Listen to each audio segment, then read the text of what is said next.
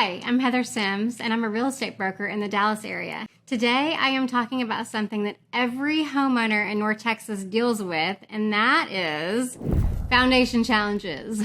If you live in the area and you're worried about your foundation, I'm going to say something that might surprise you. Do not call a foundation company first.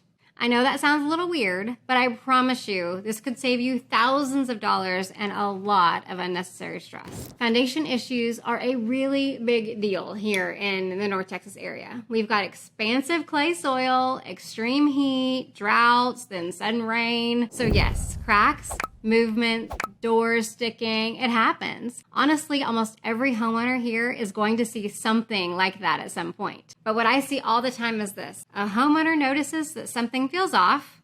They see some cracks and things like that. They panic a little bit, and the first call they make is to a foundation company. And that's where things can honestly start to go sideways. Not all the time, but I will tell you, here's the reality. How does a foundation company make their money? A foundation company makes money by fixing foundations, putting in piers. So if you call them out and they send one of their foundation analysts, what are they likely to find? A foundation that needs fixed, right?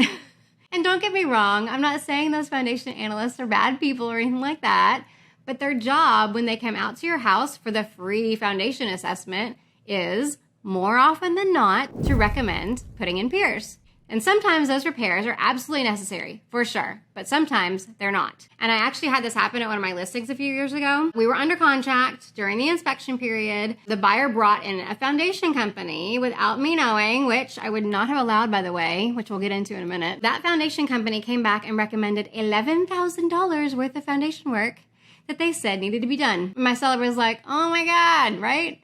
Here's the thing. The house had tile floors through the whole first floor. Not a single crack anywhere in that flooring. No sticking doors, no windows that wouldn't open, nothing. So my seller and I brought in a structural engineer, and the engineer said, this house is fine. It is slightly tilted, and it's probably been that way since it was built. And then he made a very strong statement. He said, do not do foundation work on this house. You will actually ruin it. That's an $11,000 recommendation from a foundation company that literally could have damaged this house. That's exactly why this matters. This is why the first step should always be to call a structural engineer. They're a third party. They don't make money on fixing anything.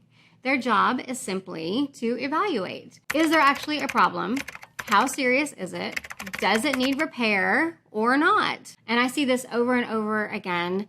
A foundation company recommends tens of thousands of dollars worth of work, and an engineer comes in and says, you're fine, monitor it. Yeah, there's some movement, not a big deal. And that small upfront cost for an engineer, which is typically like $400 to $600, can save you a huge amount of money and stress. Another thing to understand, movement does not automatically equal foundation repair. In North Texas, homes will move. You will probably see small cracks and doors that stick occasionally and minor shifting. That doesn't always mean your house is in trouble. This is also where I see buyers get into tricky situations too. I had another listing where the buyer's agent told me her clients were concerned about the foundation and she wanted to bring in her favorite foundation company to the house. And I said, absolutely not. We're not letting a foundation company in this door. We're going to bring in an engineer. She pushed back and she said her buyers had the right to do their due diligence, which she is absolutely right. They do. I definitely agree that they do. And I want that for my buyers as well, of course, right? Here's where she is wrong. The contract that we all sign specifies licensed professionals for inspections. Foundation analysts are not licensed. In fact, I don't even know how they're trained or educated to assess foundations in the first place. I have no idea what kind of process they go through. So I went over that same day and I took the lockbox off the door just to make sure she wasn't going to bring a foundation company in there. They were not getting in there. Because I'll tell you why, a report from a foundation company could have really harmed my sellers, and I wasn't having that happen. Those foundation reports can create a lot of fear in buyers and can scare them away from buying a good home, which is obviously harmful to my sellers. That fear can either cost people a lot of money or it can kill a deal unnecessarily. So if the engineer says you need to do foundation work, great.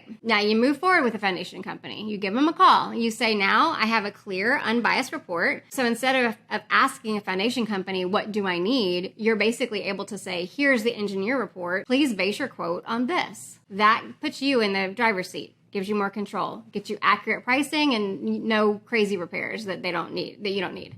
If you do have foundation work, by the way, always follow up with a plumbing test. People forget that. When a foundation is adjusted, it can stress the plumbing within the slab, because plumbing's in the foundation, right? It's a simple thing, it's a simple check, but it's also really important to make sure your plumbing didn't get messed up in the process. Okay, so get an engineer first, get an unbiased opinion, and then move forward if needed, and don't forget that plumbing check after. Bottom line is that calling an engineer first protects you and helps you to be sure that you're making the right decision about your home and its foundation and whether there's really anything that needs fixed in the first place.